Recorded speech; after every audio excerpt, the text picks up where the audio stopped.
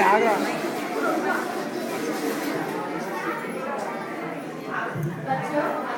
जानते कि अपने पापों से मानव जाति को बचाने के लिए दुनिया के सभी प्रमुख धर्मों में एक उदारकर्ता की इंतजार है। बच्चों, तुम सब जानते हैं कि अपने पापों से मानव जाति को बचाने के लिए दुनिया के सभी प्रमुख धर्मों में एक उदारकर्ता की इंतजार है।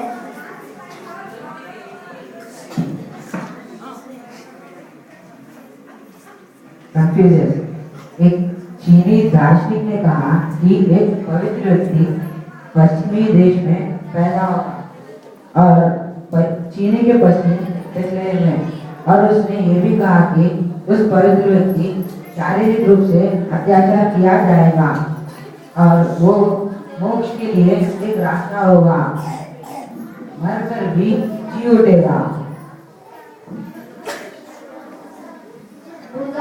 बौद्ध धर्म के धार्मिक नेता ने कहा 500 साल उनकी मृत्यु के बाद मृत्यु मतलब मसीहा नाम का एक व्यक्ति का जन्म होगा, और यह इतिहास में यह साबित कर दिया कि यीशु बौद्ध धर्म की स्थापना के बाद पैदा हुआ।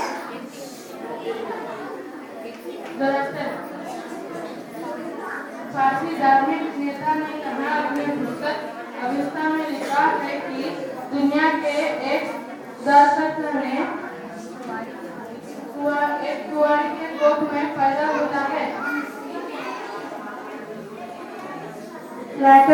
प्लेटोक्रिस के दार्शनिक ने कहा, अगर भगवान ही पृथ्वी पर पैदा नहीं होते तो हमें स्वर्ग में प्रवेश करने के लिए कोई रास्ता नहीं है। आर्यवंश दुनिया को चपेटा दिया है। उनके अनुसार से दुनिया जब पाप से अनियंत्रित होगा तब पुरुषा यानी भगवान एक आदमी यानी नरावतार के रूप में पैदा होगा। इसमें भगवान और मानव यानी दैवत्व और मानवत्व के वर्ण जुड़े होंगे और वो अपने मानव शरीर को बलिदान करेंगे। वो मौत को हराने के द्वारा अपने धार्मिक शरीर के साथ मृत्यु होकर पूरी सृष्टि में फैला हुआ होगा।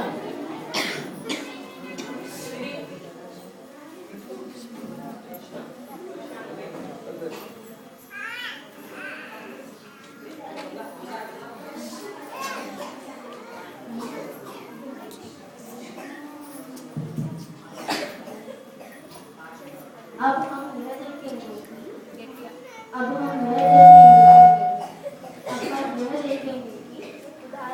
भविष्यवाणियों यीशु मसीह में कैसे पूरा हुआ है।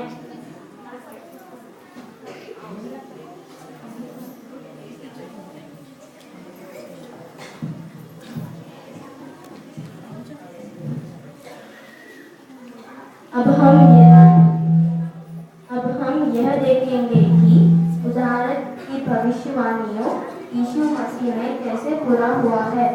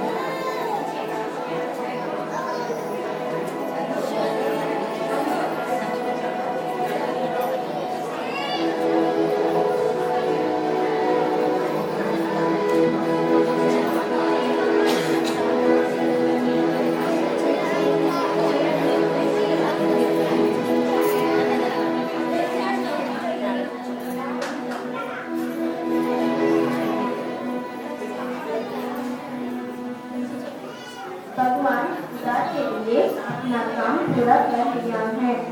अब यह मोक्ष प्राप्त करने के लिए हमारा काम बचा हुआ है।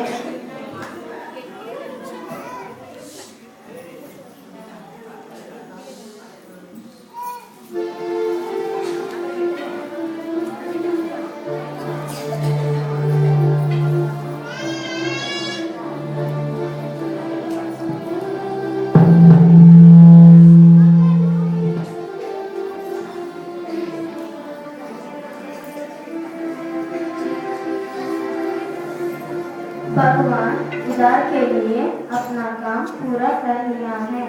अब यह मोक्ष प्राप्त करने के लिए हमारा काम बचा हुआ है।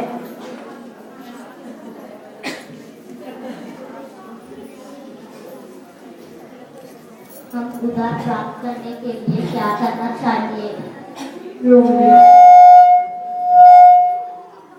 रोमियो अध्याय 10 वचन 9 के अनुसार कि यदि तू अपने मुंह से यीशु को प्रभु मानकर अंगीकार करे और अपने मन से विश्वास करे कि परमेश्वर ने उसे मरे हुए में से जी लाया, तो तू निश्चय उद्धार पाएगा।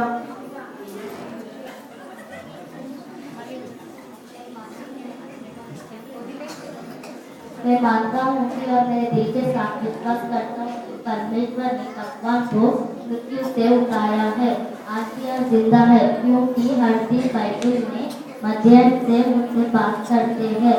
शायद किसी भी स्थिति में मैं बहुत उपयुक्त हूँ। हाँ, लेकिन यहाँ यीशु को स्वीकार करने का क्या मतलब है? को यीशु नाम करने के लिए यूसुफ को यीशु नाम करने के लिए कहा गया है, क्योंकि वह अपने लोगों को उनके पापों से उद्धार करेगा। अब हम जब यीशु को अपने जीवन के प्रभु मानते हैं, तो हम अपने जीवन में उसका आधिपत्य को कबूल कर रहे हैं। जब कबूल कर रहे हैं यीशु प्रभु है कि, तो यह संकेत मिलता है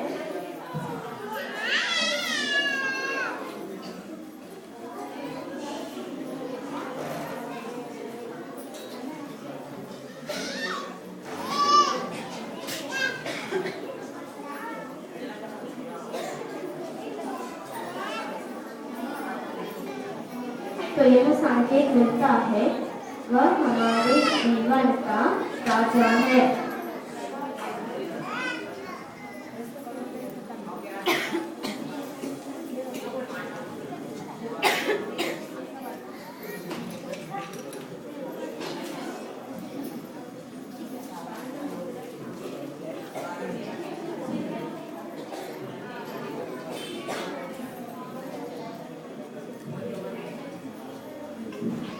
वह हमारे जीवन का राजा है।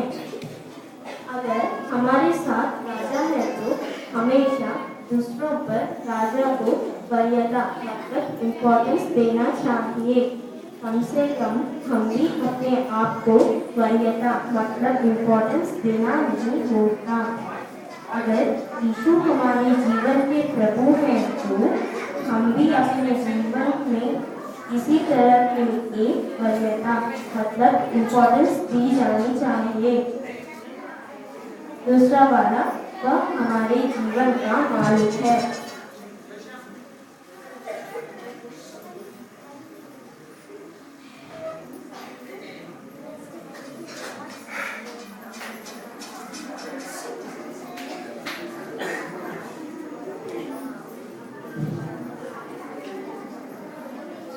एक चीज का मालिक को से दिए गए एक चीज का मालिक को उस चीज पर पूरा नियंत्रण होगा।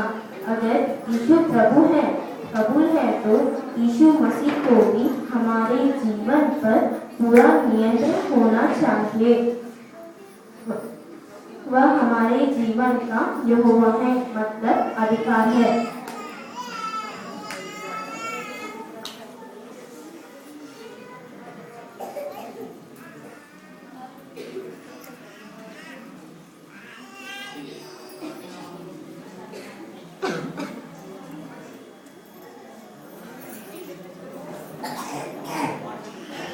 नागरिकों को उसे दिए गए क्षेत्र पर शासन करने का हक होगा। अगर यीशु हमारे जीवन के प्रभु हैं तो यीशु मसीह को भी हमारे जीवन पर पूरा नियंत्रण होना चाहिए। ठीक है, समझ में आ गया? एक बार हमें भी अपने आप को जांच करें और देखें कि यदि यीशु हमारे जीवन का भगवान है या नहीं, क्योंकि उसने यीशु मसीह जो कुरिन्थी 6:2 ने कहा है, मैंने उचित समय पर तेरी सुनी और मैं पिता के बीच तुझे सहारा देने आया। देखो क्या करीब यही है। आओ अब सब हम प्रार्थना करें।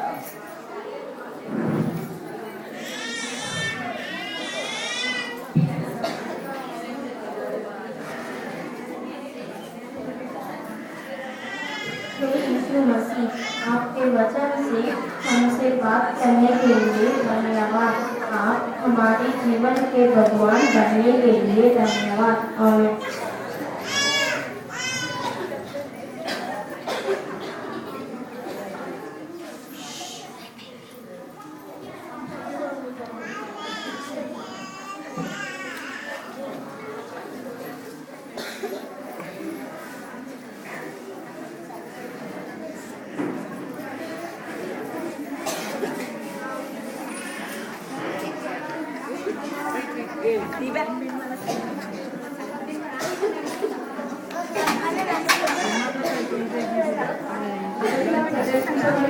యొక్క ముఖ్య ఉద్దేశము మారుమనసు. రెండవదిగా ప్రదర్శించబడిన స్కిట్ యొక్క ముఖ్య ఉద్దేశము రక్షణ. ఒక వ్యక్తి జీవితంలో మారుమనసు తర్వాత రక్షణ ఏ విధంగా పొందాలి అనే దాని మీద మా స్కిట్ చూపించాలి. ధన్యవాదాలు.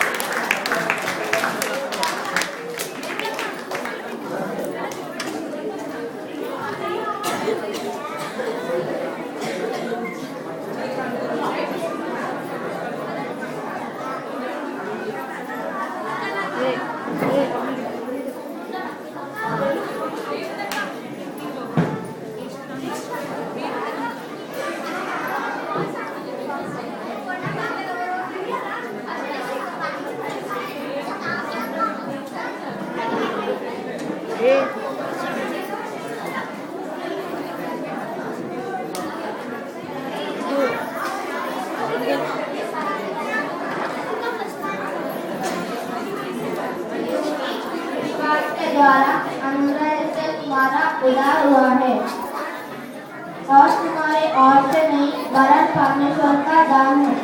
और न कर्मों के कारण ऐसा न हो कि कोई घमंड करे। इफिसियों 2:8-9।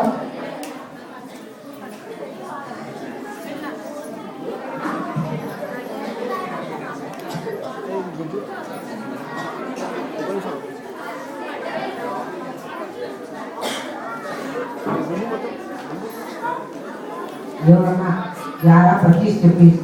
यीशु ने उससे कहा कि जीवन और पुनरुत्थान नहीं हूँ, जो कोई मुझ पर विश्वास करता है वो यदि मर भी जाए तो भी जिएगा। और उसने ये भी कहा कि जो कोई मुझ पर विश्वास करता है वो अनंत काल तक ना मरेगा। क्या तुम इस बात पर विश्वास करते हो? यूहन्ना 11:25-26।